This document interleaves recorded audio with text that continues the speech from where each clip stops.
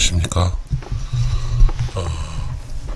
Righteous Soul to Creator 최성주입니다. 오늘은 이런 이야기를 해보고 싶습니다. 90살 노인이 폐지를 줍고 사는 것이 성공한 인생인가 실패한 인생인가에 대해서 이야기를 나누고 싶습니다. 유튜브를 하다 보면 유튜브 컨텐츠를 찾아야 되고, 그렇게 하기 위해서는 늘 깊이 무슨 이야기를 할까 고민하고 삽니다. 제가 산책길에 깊이 무엇을 이야기하려고 할 때 90살 노인 이야기가 떠올랐습니다. 한번 이야기해 보겠습니다.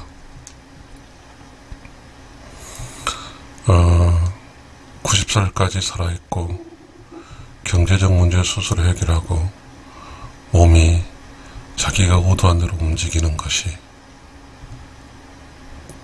이유를 달아서 저는 90살까지 60살 노인이 폐지 듣고 사는 것이 성공한다고 이야기하고 있고, 또 90살 노인이 실패한다고 주장하는 것은 인생살이 살면서 노후 자금이라든가 연금이라든가 그런 걸 준비하지 않았다는 것에 대해서 실패라고 생각할 수 있겠습니다. 그렇지만 이제 제가 조건적으로 그렇게 하게 합니다.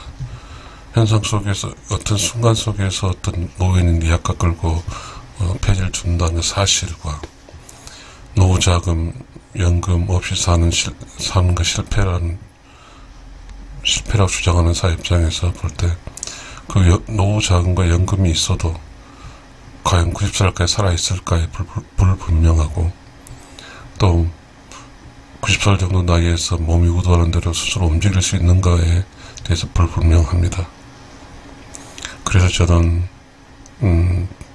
90살 먹고 사는 노인이 폐지를 줍고 산다는 것이 사회 통념상 그리고 보편적 사고에서는 성공이라 할 수 없겠지만, 저는 이런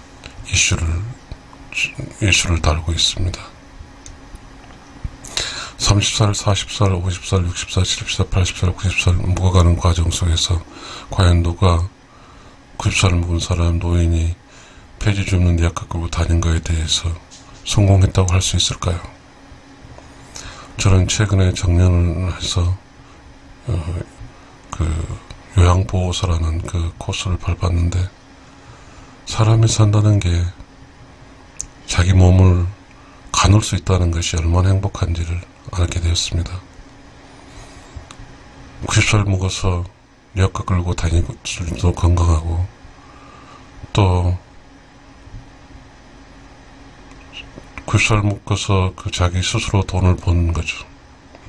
노후자금이나 연금이라는 것이 실질적으로 젊어서 벌어놓은 돈을 가지고 쓰는 것이지만, 어떤 의미에서는 경제적 활동을 안 할 수도 있지만, 그러나 90살 먹은 폐지를 줍고 사는 노인은 자기 스스로 돈을 벌어서 먹고 사는 것이 될 수 있겠습니다.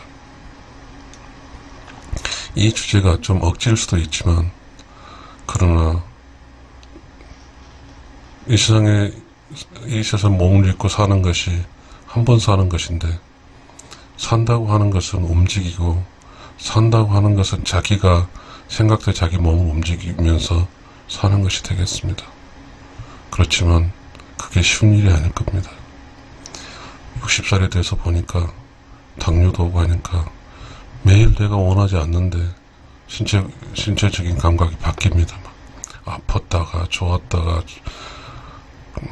그렇더라고요. 제가 생각할 때 저는 이제 60밖에 안 됐지만 60에서 90살까지 살아가는 과정 속에 몸은 아플 겁니다. 그 아프고 힘들고 병들고 하는 거죠. 결국 90살까지 살아있고 경제 문제 스스로 해결하고 몸을 잘 움직인다고 하는 것은 그 노인은 자신과의 싸움에서 이긴 겁니다. 저는 그렇게 생각했습니다. 노인이라고 하는 것은 사회생활에서 그 스트레스 받고 돈 벌어야 되고 가족을 부양해야 된다는 책임으로부터 벗어나는 것이 노인인데, 그 책임으로부터 벗어난 순간 노인이 살아갈 때 그 힘든 세계는 돈도 없지만 정치적 빈곤하지만, 그러나 더 중요한 것은 몸이 아프다는 겁니다. 몸이 아프더라고요. 저도 이제 정년하면 편하게 쉴 줄 알았지만 그렇지 않더라고요. 한번 코로나 한번 맞으면서 몸이 엉망진창이 되어버리더라고요. 그런데 90살까지 살고 노인이 폐질 정도로 강하다고 하는 것은 얼마나 성공적인지 저는 요즘에 느낍니다.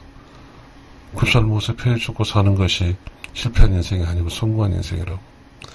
늘상 저는 나이가 50살, 60살 때 직장생활 하면서 폐질 죽고 사는 것을 왜 저 사람들은 저렇게 저 나이에 폐질 죽고 살게 됐을까라는 의문점이 있었는데 60살이 되어서 요양보호사를 공부하면서 그게 얼마나 행복하다는 것이 저는 알게 되었습니다.